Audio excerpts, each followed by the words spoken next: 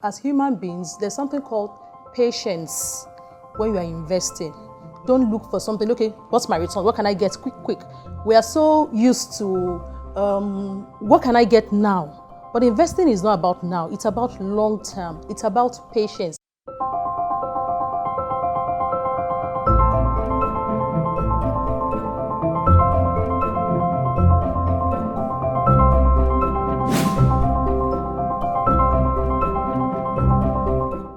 Hi friends, my name is Sola Adesakin and I'm the lead coach and founder of the Smart Stewards. I am also the host of the Safe Money Conversations. Now, SAFE is an acronym for Sola Adesakin and friends experiences, and all we like to do is to discuss about money issues, business issues, and a whole lot more. In the studio today, I have two amazing and beautiful ladies. Tope Olomola, to my immediate right, is an agri finance analyst and personal finance and investment enthusiast. She's a wife and mother of two. Welcome, Tope. Thank you. And of course, I have beautiful Tomi Fawehinmi. She's a customer service experience management expert, and she's got 16 solid years of experience working with leading organizations within and outside of Nigeria. So ironically, they are both members of the prestigious Smart Investment Club. Today, ladies, I would like us to talk about women and investments. And of course, I'd like to start with you, Tope. There's this notion about investments that for you to invest, you have to have large sums of money. Investment is like a word or a term that a lot of people don't like to talk about. So what do you have to say about that? Yeah. Thank you, Shola. That was a notion far back in the days. Before you can invest, you must have, large sums of money. I remember when I started my career back then, I used to have this colleague. He's always saying, "Oh, Tope, let's do this." And there's something fun here. We can do it. He's always saying stuff, and I was like, "Where do you want me to get the money?" When I looked at what was involved, and all that, I can't. It's not something I can do. He was trying to explain to me, but then I wasn't listening. That's the place of accountability, anyway. And along the line, I found out for myself, and also when I, tried to start mixing with friends with similar, interest about, okay, let's do something about personal finance. I found out there are a couple of investment that you can get yourself into that you can start with as little as 5,000, 2,000 naira, later on. I was like, what was I doing all this while? Wasting all the time, I would have enjoyed the power of compounding interest and so on. So we have the likes of the mutual funds. We have the likes of so many of them. We have the likes of, the new electronic kolo. Sorry, in Yoruba times. I don't want to use the name exactly.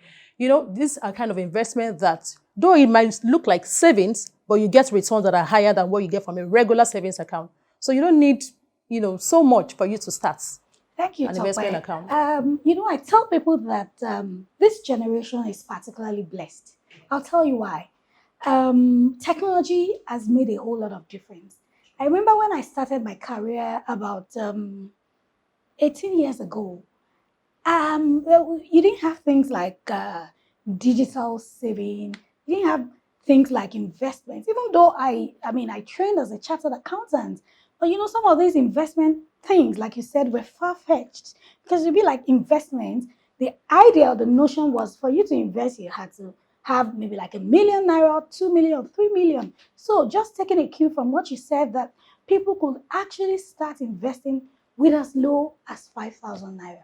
Now, Tomi, let me hear some of your own experiences regarding, investments. Okay, while growing up, my parents they dealt in stocks, so I knew about that as an investment. But other than that, that was the only thing I knew. But when I started working, just like she said, when you start mingling and mixing with people, you discover that okay, some people are doing this mutual funds. You could put in this amount and get a passive income. But I was misled because someone told me about the aggressive one, which I did, and I didn't even know you had to be remitting some kind of, you have to top it up. So I didn't know that. I didn't top it up, and it was high risk. Nobody told me that. They just said aggressive, you could get this so amount of returns. I did that, and I was born, so that just put me off that kind of investment, which was a bit aggressive. So I stopped for a while. After all, after some time, I picked up, but I'm Awesome. better now. Awesome. So you struck a chord that I'd like us to talk about. Okay. Since we are sharing our experiences, I remember sometime about 13 years ago. I vividly remember that experience because I got burned.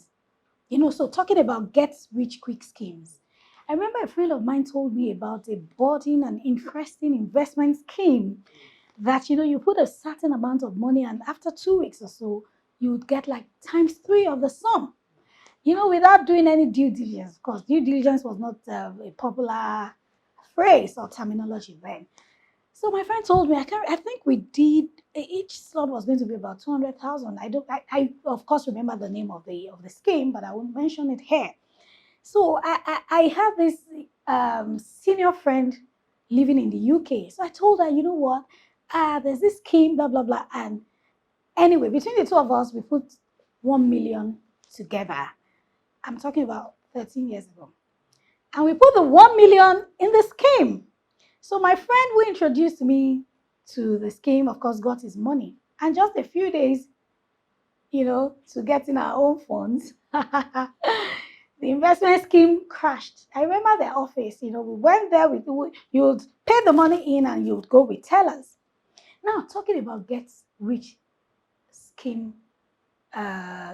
quick schemes, we all know that there are a lot of opportunities in quotes that people throw at our faces every now and then. What is your take? I think Tomi should. Do you have any experiences? Yes, I did. Okay. I did one of pay 3K, that's 3,000 naira, and you will get 2 million. It was out of this world. But my friends and I were like, how would you do it? Their office was even in a battle. So we had to pool resources, just like you said, pool resources together. Quite a number of us did it. But I knew within my heart, 3K wasn't much. But I just wanted to test the waters. So since then, once I did that and there was no return, I just decided that, okay, I'm not for this get rich quickly scheme. It's not my take. Awesome. Tope, do you have any experiences? I had an experience with the get rich. In fact, a very recent, it's just 3 years back now, the MMM thing. I also, when I heard about it, I know that, okay, what are they doing? They're doing this, they're doing that, they use the money for, okay, let's try it. But what I did then was that, okay, let me look for something that would not hurt. Let me test the waters. And I did. And later, they disappeared and they went away. So it still comes to the fact that as human beings, there's something called patience when you are investing. Don't look for something, okay, what's my return? What can I get quick? We are so used to what can I get now?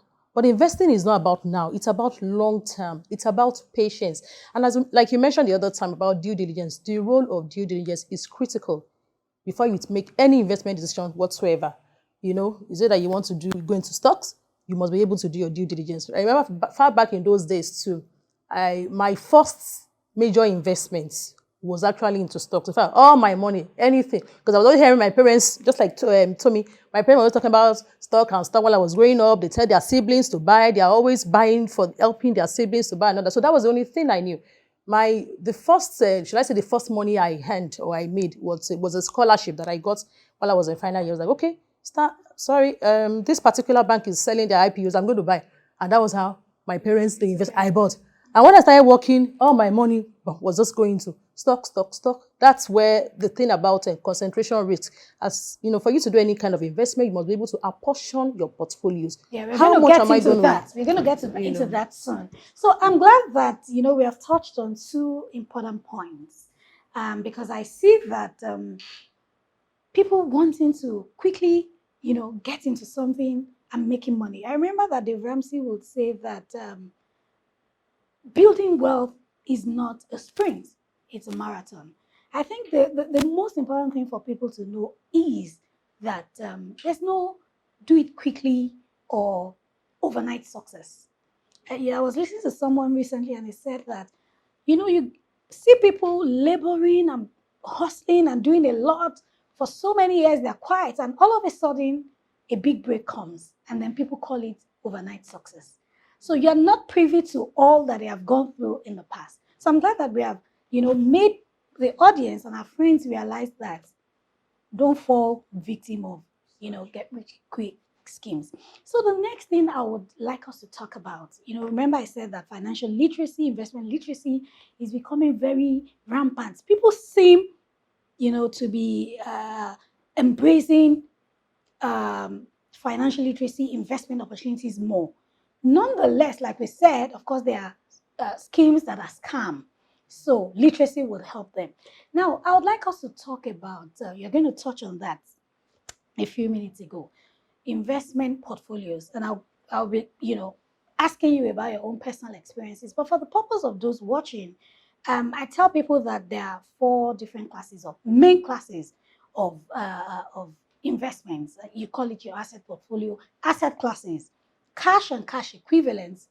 I'll share my experiences, and I will have Tope and Oluwatomi share their experiences as well. So you have cash and cash equivalents, you have bonds. Remember on the group recently at the Smart Investment Club, I was talking about bonds that would, go far into the future, like 30 years. So you have bonds, you have real estate and property, you have commodities. Now, before I share my own personal experiences and how I kind of break my portfolio into these four classes, which are you quite comfortable with, Tope? And where do you have the bulk of your investments currently? Okay. I'll say the bulk of my investment currently is in the safe bucket. When I say safe bucket, I mean federal government securities, because it's still the safest. Now, why did I do that? The way you plan your portfolio is, I think it's a function of your demographics, your social demographics, what stage of your life you are right now. Well, how old am I? I still have a long way to go. I have children who are still in primary school, so I can't afford to put all my investments in an aggressive bucket. So that's why I ensure that my safe bucket carries the most. Then I also have other buckets, based on based on the risk, the medium risk and the high risk. So the other portfolios can now go into the likes of my agro-allied investments. Yes, because these days we can't say, okay, not because, well, probably because I'm an finance analyst. Tackle you on that later, Yes, though. maybe because and also because I believe so much in agriculture, and a lot of things are happening in agriculture these days. It's no longer the days of it's the old people that right now we have a lot of young people, and the role of technology in agriculture these days is awesome. So there's a lot of investment opportunity in agriculture, and that's where well, after the safe bucket, the other bucket, it's in the agro-allied investment.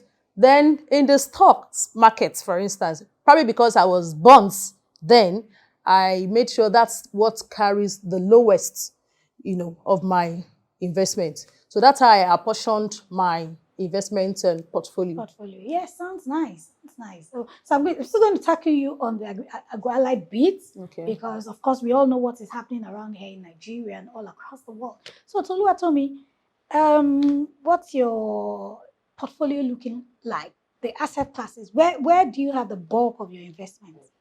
Right now, I'm a low risk investor because I've been bonds. There was a business we did. My husband and I said that it's into it's not like Uber, but you pull cars together and everything. We got bonds. We really did a lot, putting most of our investment there, and then we got bonds. So right now, I'm a low risk investor. I have it in stock. I'm so used to stock now. It's like that's the next thing I do because I was raised by my parents and they had stocks. Then mutual funds, Which is cash yes, equivalents. which low risk at the moment. Okay. Then bonds. I'm into bonds. There was a time you introduced us to this and all the likes of them. So I'm into bonds. All right, so I'm a low risk, average, maybe conservative into moderate kind of, temperamented person. So I do, cash and cash equivalents.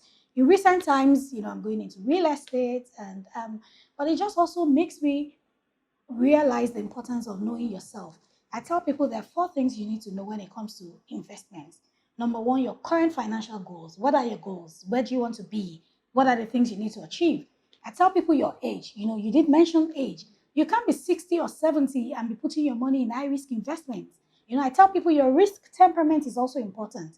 Are you conservative? Are you moderate? Are you aggressive? And then the last one is your current financial situation. If you are earning 20,000, of course, you can't think of some other things. But I'm glad, like I said, financial literacy is being embraced and crowdfunding opportunities, are springing up. Even with your 5,000, like we usually do within the club. We, put small amounts of money together and we achieve big things. So, talk about in just 1 minute, let us talk about the agro-allied industry.